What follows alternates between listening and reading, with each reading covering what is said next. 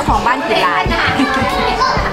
เจ้าของบ้านมาลี่อยู่มุมนี่มากินมาลี่กินของหวานนี่เลยของอันนี้กินของหวานพี่จอยคนนี้นั่งกินคักสุดเลยของแทบนี่นั่งกินบกตุ้ยจะเถื่อนกินลายแต่ไม่เคยตุ้ยเถื่อนคนนี้น่ะมาเบ้ามาแน่งตุ้ยทางหน้าอันน่ะมีแต่น้อมใหญ่นี่มักโบเดียวอยากได้ของเธอตัวนี้อยากได้ตัวเดียวนี่แหละน้อมลงเหรอให้ไอ้กินยังมันง่ายค่อยอัว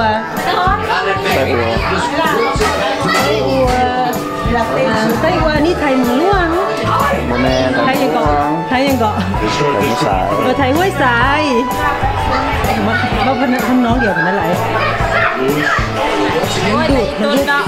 อันน่ะผู้ถึงขายผู้ถึงกินนี่ให้คักของมึงว่ะมันไม่ให้คักของมึงมันให้แท็กซี่แล้วกูควรจะถามเรื่องเสียงมันจะเห็นตรงไหนโมเมนต์กลัวมันกินคักอีกเลยไส้วัวกินได้หรือเปล่าไส้วัวนะเพราะว่าพี่กินนะโอ้ต้องไปบ้านก่อนเลยเว้ยไส้วัวต้องบริการออกไส้วัวไปรับกินโอ้ยมาประทันต้องไปลิดมาประทันไอ้ลิดเมื่อประทันไอ้ลิดไปการเมื่อแล้วเด็กเขาเรียบร้อยแล้วแบบว่าไปกับไม่แล้วดูดโอ้คือหายฟุ้งลงเลยเก่งเขาคือคนเด็กจ้า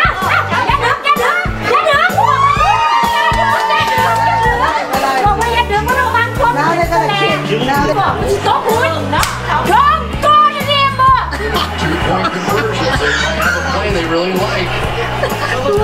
กูจะได้เงินยูก้อนไปยูก้อนอะไรพวกมายูก้อนมันไม่ไหวจะยูมัดเข่ากับยูไปเอาไปตั้งเข่ายูมาส่งก้อนเข่าไปบอกดีๆนะมึงบอกเนี่ยโอ้ยมึงนี่แหละไปมึงนี่แหละมันเฮ้ยนะ$50มันแองให้กว่า500วะ100ดอนพวก500ทั้งลุงใจกันก็500ใส่ชิ้นละว่าจะเป็นกระเทียมโอ้ยโง่ก่อนโง่ก่อนทีแรกเขาว่าโยมเอ๋ยโยมเอ๋ยโยมโยมเอ๋ยโยม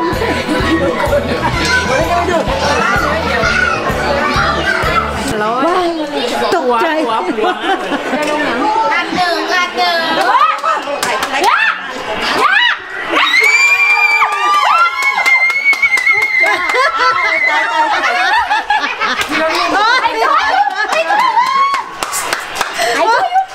โอ้นางวินนางได้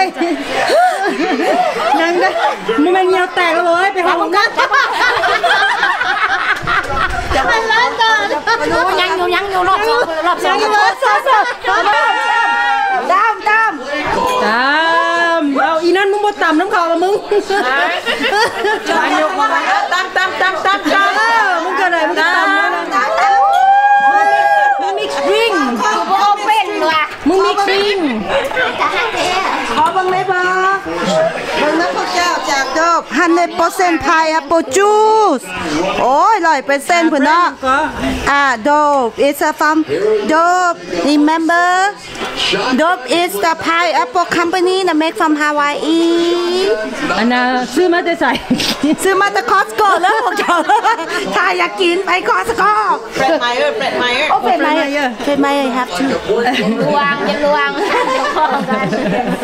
เจ้ากับโฆษณาให้เขาแน่เจ้าอะไรยังโบแล้วเฮ้ยแอปโก้ป่ะนี่ก็ชัดแบบชัดเลยโบกกันอะไรยังไงนะไม่อย่างเลยพากันตีส้มตัดผม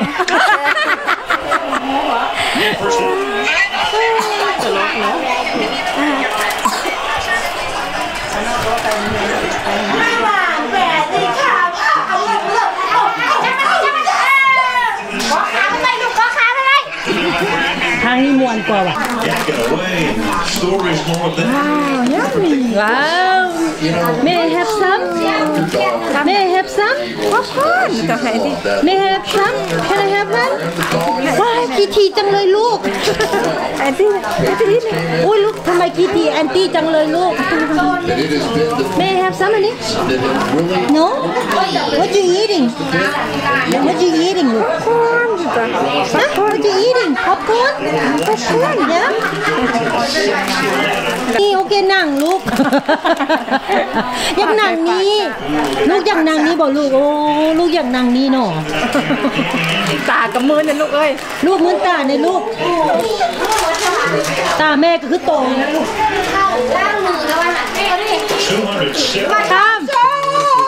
ทำ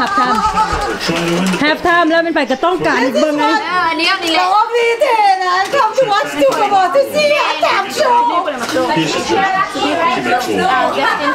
Pretty good at it. เอ้าไม่เอาให้มันเยอะสักเ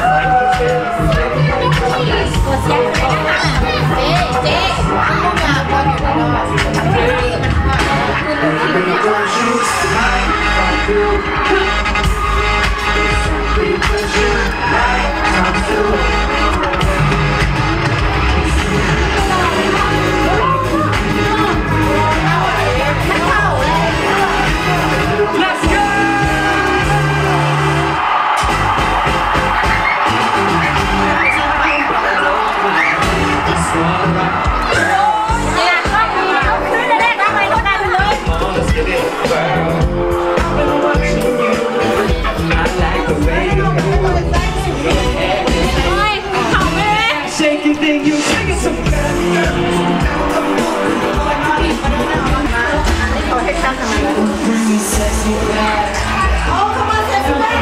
อันนี้พากันยืนเบิ่งกันนะ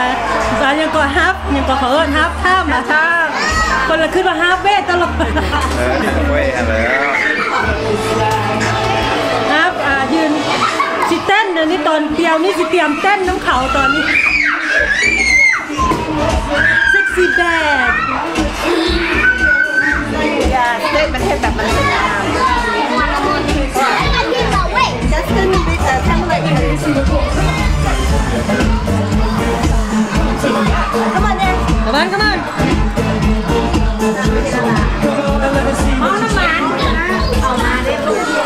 60 bag. Come on.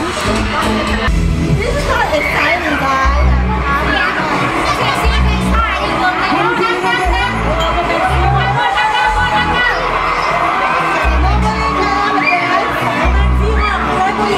Let me sing a hook one time and it goes like I can see us looking on the beach at I can see us from the beach now. Let me think about it.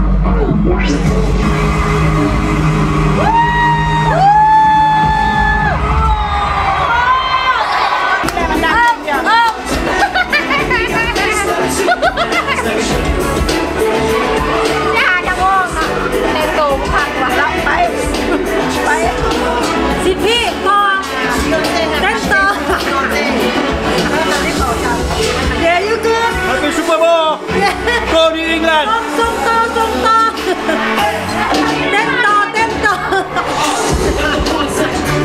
บุรีกลับก่อนว่ะอันนั้นแหละจะคิดได้ไหม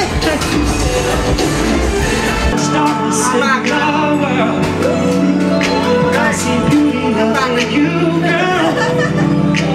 Checking in as you know that I'll be alright. Cause if you know it's alright, don't you know that I love you,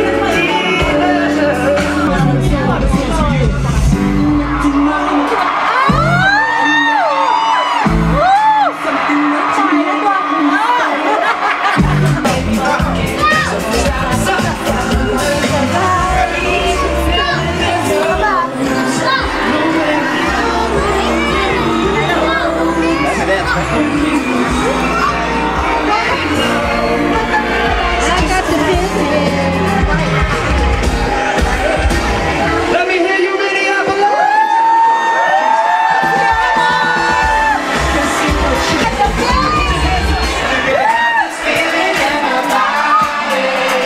Come on!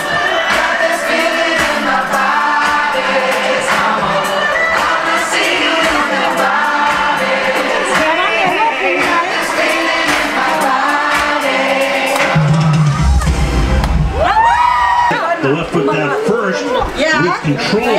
ได้เหยียบเสร็จแล้ว Move it round. มันเหยียบเสร็จแล้วมันทำบาดในคุณอ่ะเหยียบเสร็จ ประเด็นว่าเนี่ย Is the left foot bit. มันเหยียบอยู่ The previous player really did. บาดมันยังอยู่ บาดมันยังไม่ได้ใส่หรอกแต่ว่า เรียนสู้อีกไอ้ที่เราบอกแล้วตีนบ้าน ไปวะโอ้ยเย้ Can't do this. นี่เนี่ยไปกันฉ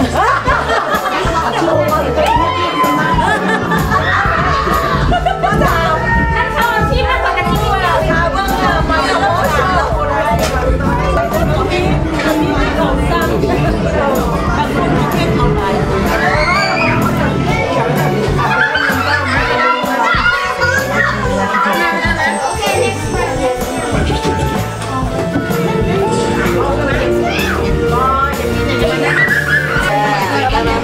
running and diving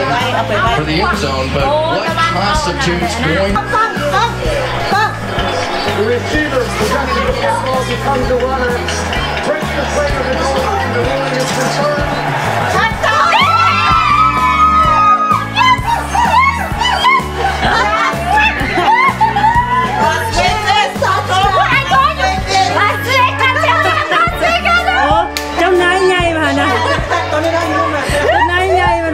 Well, we know what the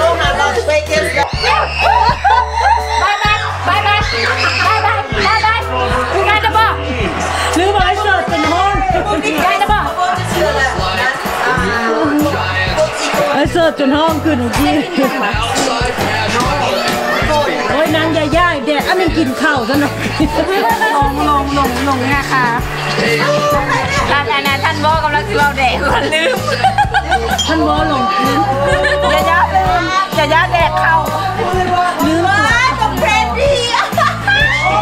มันเอาเพิ่น Yeah pretty boy ถึงลุ้นส่งเฮ้ยขอโทษเด้อบ้าน12ถึงลุ้น Gotta get up there. หัวใจสเต็กได้โอ้ดอกแก้วบานตลอดก็มาปุ่มใหม่ It's still 78 yards away. ล่างบานเลย You desperately need something to at least give you a Hail Mary position. I'm sure that Josh McDaniels has something for you. Been going up and down the field. ซีได้หมดเว้นเรียน She's so sad นั่งให้ยูมันออกเต้บ่ได้เลยเรียน เอาพูดว่าพันผัวมันได้อีกนี่มันแห้งดับอีกเลยนี่มันไม่มีบนได้อยู่แล้ว โอ้บอกว่าจะไม่มีแผล จับมัน Kamski. 13 นาทีบ่ได้หรอกบ่ได้หรอก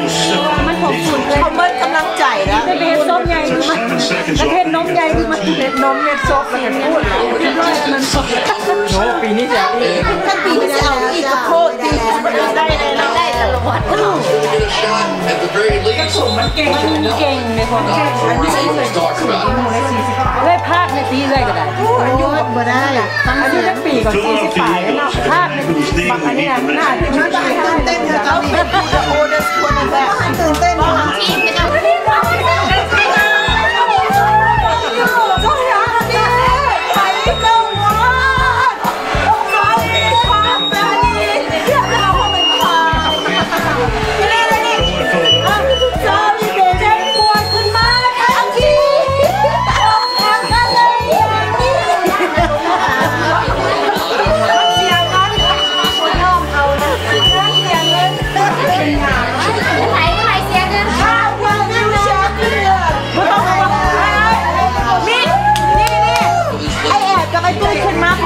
เขาต้องทักทายโอเค I'll tell you this day is giant. Draw about as well as they end up pulling Lane Johnson around one of the most athletic guys. รู้สึกจังไง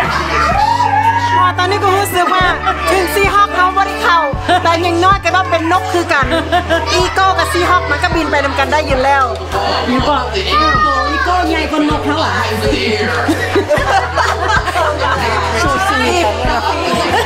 แหลวของเขาแหลวกับพนามอินซีมันก็ไปนำกันอยู่แล้วเวลามันก็เป็นคู่กันก็เสียใจเขาเสียหมูเขาอย่าเขาเสียหมูเขาเสื้อนกคือกันนี่ก็อีโก้เจ้าแฮปปี้เสียเจ้าแฮปปี้ที่นี่เล่นเสียอีนี่เกือบเต้นขาบุเจ็บตอนนี้เกิดกำลังดีใจนำฟุตบอลทีมของอีโก้ชนะเนาะเขาน้องพี่น้องเนาะแต่เขาก็ภูมิใจเพราะว่าอิงแลนด์ก็ได้มาหลายปีแล้วขอให้เขาก็ให้โอกาสทีมอื่นแน่แม่นตัวเคตอนนี้เขาก็ดีใจนำพวกอีโก้ฉลองโอเคWell, I'm so glad that the Eagle team is winning. So even though New England is not, but they have been winning for so many years already. So it's time for them to give a chance for the other team to be the winner. So go Eagle! เจ็บแบบมาทั้งทีอกหักอะไรอย่างนี้อะ